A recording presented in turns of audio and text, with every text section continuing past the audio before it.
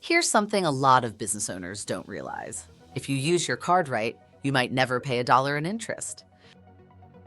Most business credit cards come with the grace period, that window between your posted transactions and your payment due date. Pay your full balance by the due date, and interest doesn't apply to your purchases.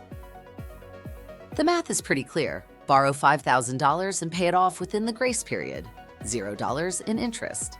Carry that same $5,000 for 60 days at a 24% APR, and you're looking at about $197 in interest charges for the same purchases.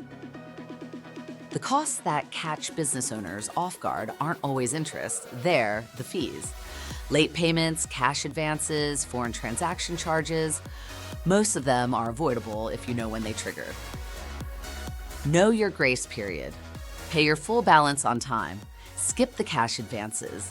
Those 3 habits keep your card working for your business, not against it.